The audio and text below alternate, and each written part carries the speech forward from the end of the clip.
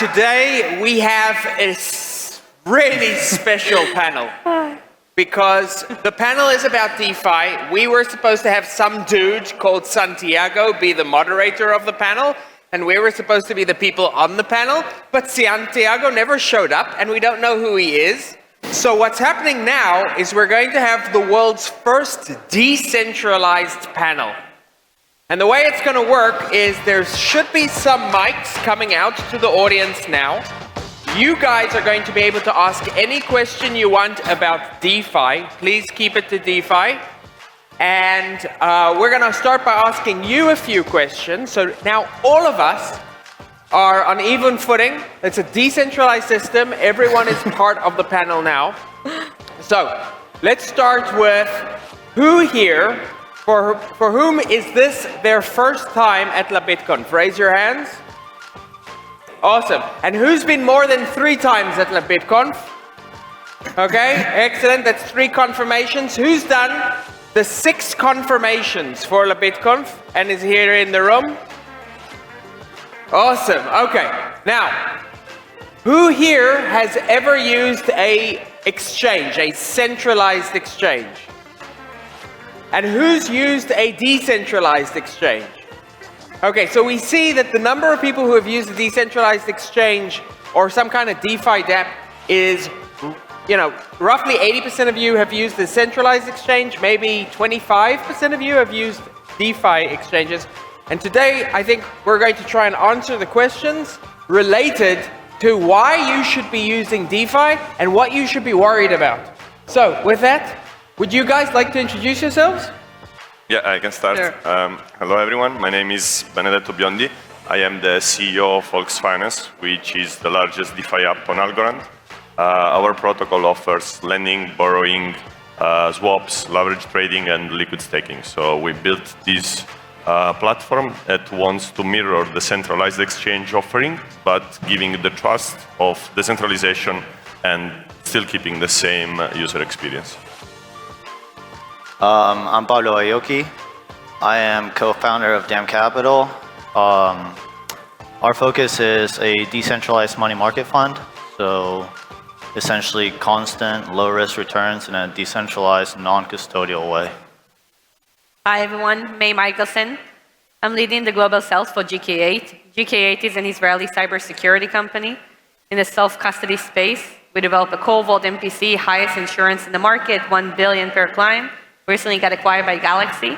I'm here to talk more about the security of smart contract, how to actually work with it in a way that you can actually trust the smart contract and not lose your funds. And I'm Iago. I will contribute to a project called Sovereign. Sovereign is the largest DeFi application for Bitcoin and allows people to use their Bitcoin, trade their Bitcoin, create Bitcoin-backed stablecoins, borrow and lend, and even do margin trading without ever having to be dependent or go through a central intermediary.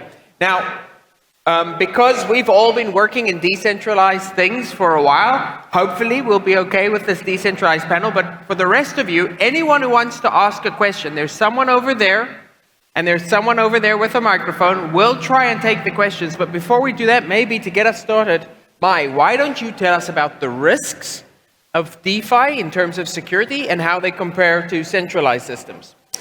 Sure. So basically, what we see is that I will not even get into the code of the smart contract that you can find vulnerabilities in it. What I would say is that what we're seeing now in the market is that people try to build more trust, whether it's the way you deploy a smart contract, not do it on an internet-connected device, write your smart contract there, where it's have any backdoors, but basically launch it from a true cold wallet that got no backdoors. Who's managing the private key of the smart contract? Who can actually do minting and burning, or basically kill the entire project? So the trend that we're seeing now in the market is that people are trying to be, exchanges, decentralized exchanges, also trying to be more cautious by the way of smart contract management. And that's the way that we're doing it. We're doing it with a few players also here in LATAM. I'll let you guys take it more into the type of how to make it really work.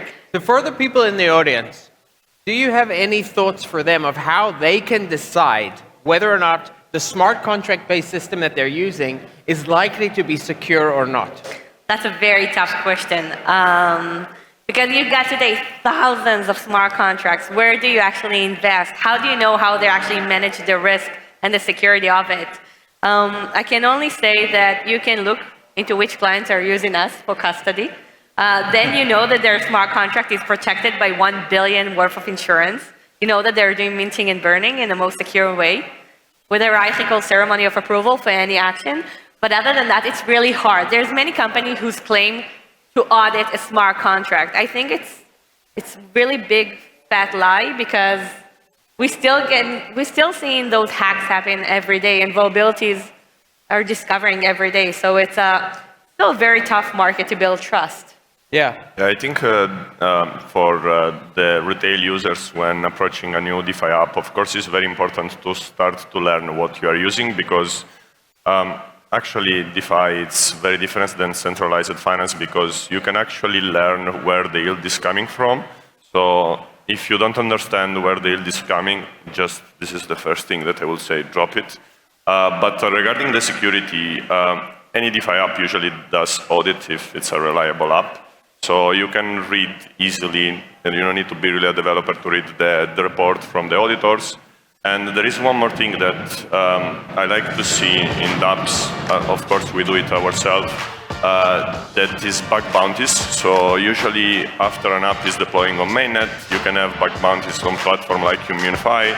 So if there is a problem with the app in the security, hackers are being paid to go and spoil this to the team and not to hack themselves.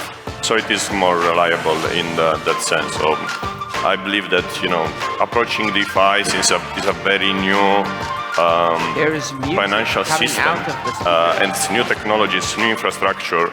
We need to be very careful to where we are playing. And it's very important for, at this time, to still do research and due diligence. Yeah, it's very important because hackers are going to exist, and it's very important to give them an incentive to be white hat hackers and not to play against you, essentially. Because things are going to happen. I mean, Aave last week, there was a vulnerability spotted, and luckily it was turned in from a white hat hacker that was probably compensated for doing so. And there was a lot of value at risk that could have, been a big issue in DeFi. But luckily, if you have protocols that, as he said, have smart bounties and that kind of stuff, and are basically open to if someone finds a vulnerability, like come talk to us, like you will be compensated. You don't need to take everything. I think that's very positive and absolutely necessary. Yeah, I think I would agree. So having spent a lot of time working on DeFi platforms, we've noticed, we used to employ or pay for very, very expensive audits, hundreds of thousands of dollars, cumulatively millions of dollars in audits. And we found that it wasn't really providing any additional security. There's two things that I would suggest anyone who's doing something in the DeFi space look for. One is exactly what you were saying, these bug bounties.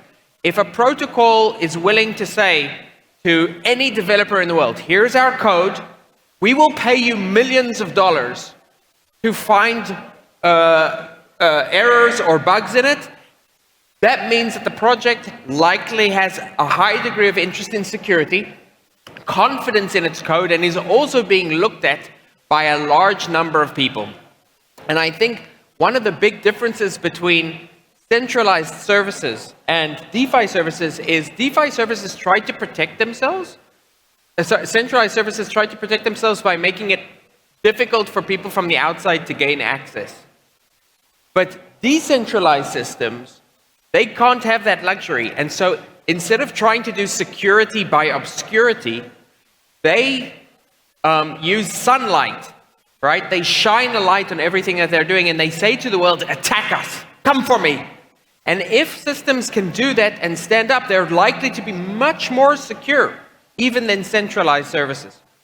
However, there is another risk, right? So you've got the risk of dealing with the actual decentralized service, but a lot of people are moving funds around, and you guys are working on bridges, right?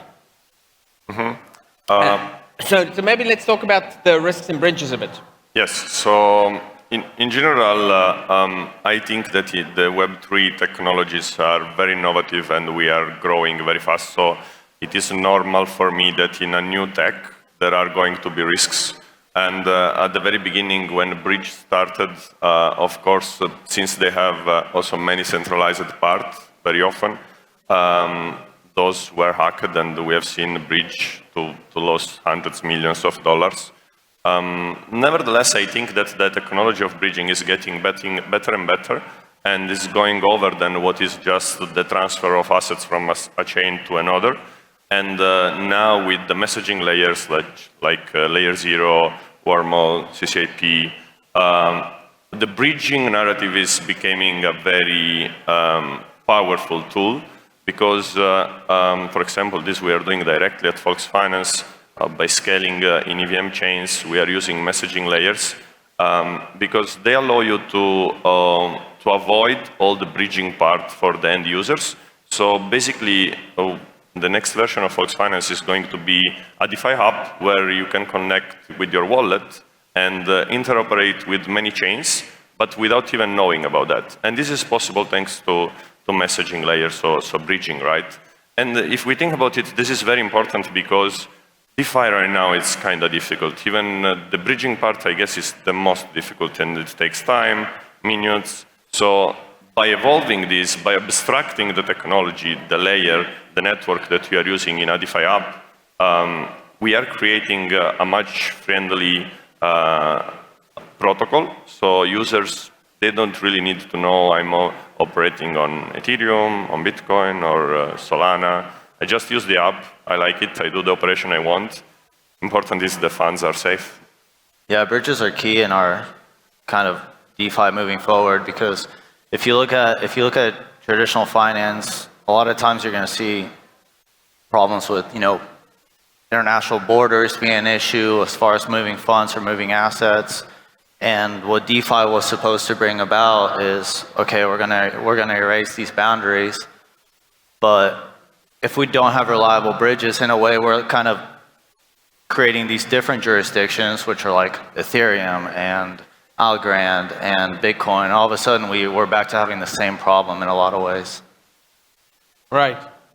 I really like the way you think about it as jurisdictions because I think that that's true, right? I think if you think about, think about what's going on here. We got 4 people who work in crypto and DeFi.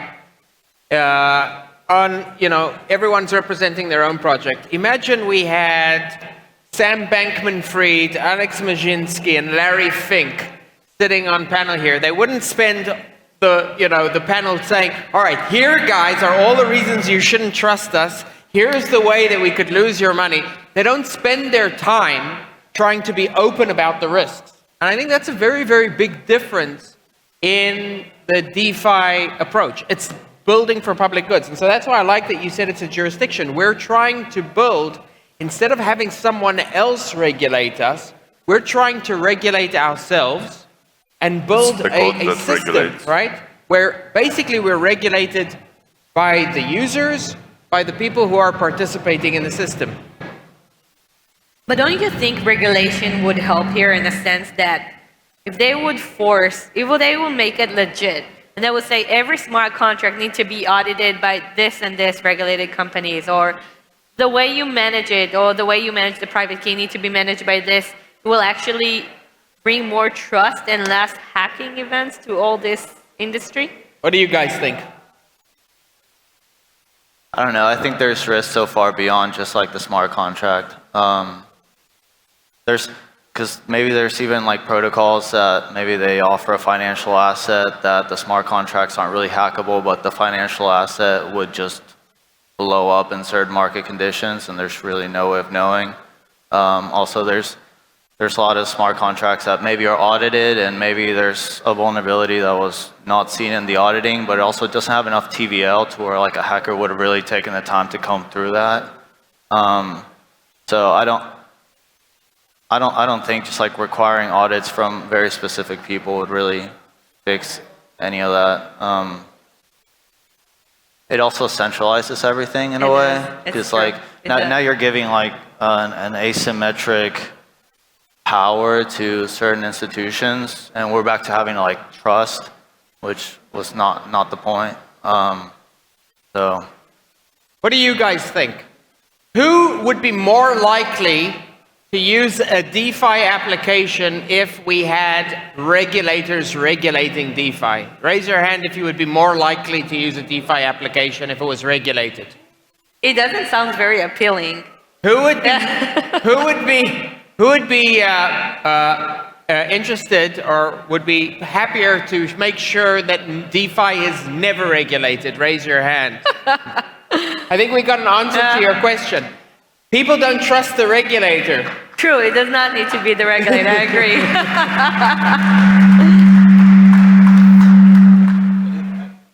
oh.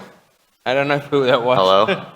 I do think regulation could be positive for DeFi in other senses. For example, like in taxation senses and that kind of stuff, because there's a lot of institutional money that doesn't go into DeFi because they really need regulation. And maybe you don't need to regulate the protocol. You need to regulate, how are we going to think of these protocols, like. How are they going to be seen in from the jurisdiction, from the legal point of view?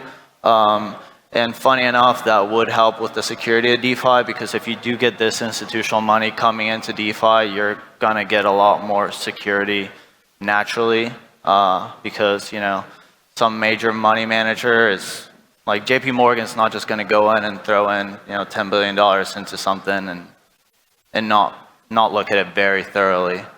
So in a way, having regulation, but from another perspective, not necessarily the protocol side, would help the safety of the protocol.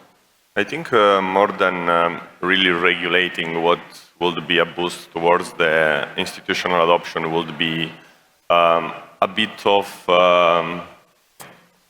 compliance. Let's say, for example, there could be, I would like to have layers where bad actors are being excluded from the access in any app, right? So if this address has been exchanging money with an hacker, I don't want to use this, that this address is acting like using the app, right? So in an idea, by using zero knowledge, even it could be possible to have, respecting privacy, a layer where bad actors are going to be eliminated from the interaction with the DeFi, right? So in this way, I believe that me as an end user, I would feel more safe. If I would imagine that, let's say in Fox Finance, no hacker could interact if he has an history in that. Why not? I would be happy, but this wouldn't mean that you need a KYC for the app, Right. but on a global layer. Okay, so we're going to enter a special phase now. We have our first question from the audience. Panel is becoming ever more decentralized. First, I would like to say that I think that most people doesn't feel like the ones that would like to feel like to use DeFi in a regulated way, probably they feel more comfortable using CeFi. So that's why most of us don't want to see like. Why are you more comfortable with CeFi? Not me in particular, but I think that people who feel the need of a regulator or something like that, they would feel more comfortable with CeFi because it's like going like the not trustless way. I mean, like going like the trusted in third party and so on. So what I would like to ask is, so a lot of protocols have like a related token that they use to incentivize the liquidity providers, like a lot of DeFi protocols, and that token end up like losing their value because they... Can you bring the microphone closer? Sorry. So there's a bunch of protocols that use tokens that are associated to that protocol to incentivize liquidity providers. Is there a way to create demand for that token so they don't end up like all the liquidity providers selling that token and losing their profit? Yeah. So the question the gentleman is asking about is about the tokens which are being created with all of these DeFi platforms and are basically being used to incentivize users and to incentivize money to come into the system. And I think what you're pointing out is that in most of the protocols that we've seen, even the very big ones like Uniswap, tokens keep on being given to people and people trade the tokens and the price goes up and down and it's really exciting. But at the end of the day, the token is just a meme coin which has the same name as the protocol. Now, there's no reason it needs to be that way. And in fact, so for example, the project that I work on, Sovereign, we're from the Bitcoin space. So like Bitcoin people, we're boring, we're about safety and security and sound money and sound finance. And so Sovereign has a token, and the token has a very, very simple model. You can participate in the protocol by acquiring the token, and if you do, the protocol earns revenue, and the revenue goes to the token holders who are staking. That's it. So people are using it as a way to buy, to earn Bitcoin, because all of the protocol fees are paid out in Bitcoin because they're earned in Bitcoin. And over the course of the last year, the average annualized revenue for people who are participating in this way has been 18%. So people have been making 18% year over year in Bitcoin. Why don't we see more of this happening? I'll tell you why. It's less exciting. Our token has less excitement than, and I'm sure you guys can identify with this, has a lot less excitement than these meme tokens, because our token has a clear value. And if you guys remember, I don't know how many of you saw Silicon Valley, right? The TV show. The investor says to the founders, don't make revenue, because once you make revenue, you're not a dream anymore, you're real. And real things, they have an actual value. Dreams can have any value, right? So I think the answer is that we, as the people who hold tokens, as the people who participate in DeFi, as the people who are using crypto system, we need to demand more of the projects that we're participating in. We need to demand more of ourselves. I've been spending a lot of time in the other rooms and hearing like what the talks are about, how to speculate in tokens and how to release your own token. We're all involved in a little bit like, in shitcoinery. And the faster we move away from shitcoinery, the faster we're going to see this industry create real change for people. I think there may be a gentleman over here. Did you want to ask a question? I do want to add that regulation. Yes.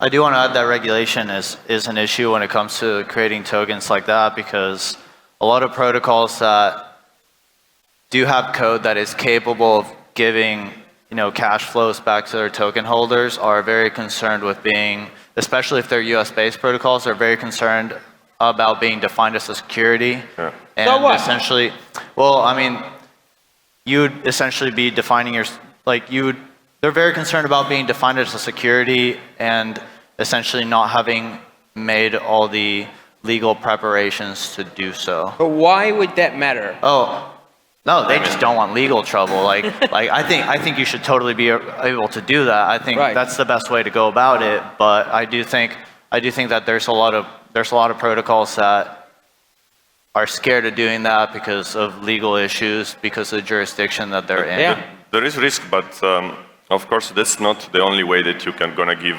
value to a governance token. It's the definition, the governance token already, that you can participate in the decentralized decision making of a protocol. It's extremely important.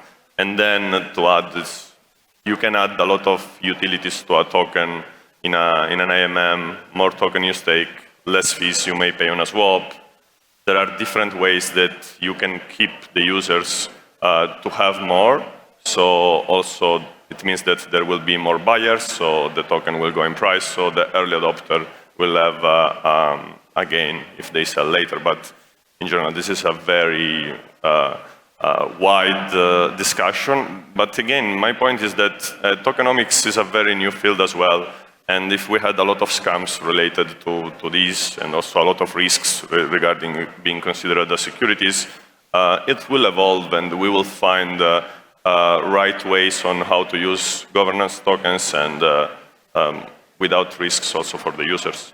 I do think that's sort of an ideal way of going about it. Just it makes valuing a token so easy, right? Because like you can do projections on cash flows. Like I can actually give it like a fair market value, which a lot of institutional investors, for example, have problems with investing in Bitcoin or Ethereum because they're like, I don't know how to value this, and I'm not going to buy, like it may be cheap, it may be expensive, I don't know how to value it. But if it's a token that essentially gives you a proportionate stake over the cash flows, it makes valuation pretty straightforward, which would be great for the industry. Guys, we have 2 minutes left. So you have 2 minutes if you have any questions you want to ask. There are microphones over there. In the meantime, starting with Mai going in that direction, are there final words you want to give? Not regulation. I want to say that basically the power to the community. As we said, when you launch a smart contract, make it exposed as possible. Let the community validate it. And yes, definitely don't only trust any type of audit companies that is seeing exactly what they're seeing, especially if you're signing something new. I see we have a couple of questions over here. Yes? Yeah, I just wanted to know, when it comes to DeFi protocols, what type of due diligence are you guys doing when deciding which ones to use, which ones not to use? You guys want to provide answer? Yeah, I already mentioned it before. Like for me, mostly reading first of all the audit reports, and then also, of course, depending on the amount of money that I'm going to use in this protocol. Of course, if there is 10,000 TVL, I'm not going to deposit another 10, right? So taking a very small risks over the total cake, and checking the bug bounty. Definitely. Yeah, and definitely audit reports, definitely TVL. If you're on the tech side, just looking at the contracts yourself is also a good idea. And just looking at the history, you know, it may be well audited, it may have a bunch of TVL, but if it's a month old, then you didn't really give anyone time to break it. But there's, you know, tried and true, for lack of a better expression, protocols that have had time to fail and haven't. Yeah, I would completely ignore audit reports. I think they're absolutely worth zero. Bug bounties, very important. Second, jump into their channels, talk to the people, find out, are they responsive? Ask them hard, irritating questions and see how they respond. If they are very responsive and like hard, irritating questions, it means that they're doing everything they can to make the system as safe as possible. If they try to get rid of you, definitely don't use it. And then the third thing is what you guys said. You don't have to be the first person to use a DeFi protocol. In fact, there's maybe like 5 things out there that are actually useful. Like there's trading and lending and stable coins, and maybe 1 or 2 other things like insurance. Anything, you know, which is doing more sophisticated stuff is much more likely to be risky and is much more likely to be new. And we're only going to find out in a year or 2 if it actually works. So I would use things that have been around for 2 years, that are responsive, and that have a lot of people trying to find holes in them. There was someone next to you who also wanted to ask a question? No. So then let's continue with final words. Final words. Oh, we're done. All right, so final words. I'm bullish for the next cycle because DeFi has been growing and evolving, and dApps are much more easy to use and actually useful. So who is gonna move now from centralized exchange to DeFi? It's going to have a lot of things that he can actually do and understand the better value compared to centralization. Yeah. I'll just say, if you haven't already tried DeFi, make sure you do. Look at the kind of people we've had on stage. They're interested in what's best for all of us. And that's it. Thank you very much, everyone. Thank you.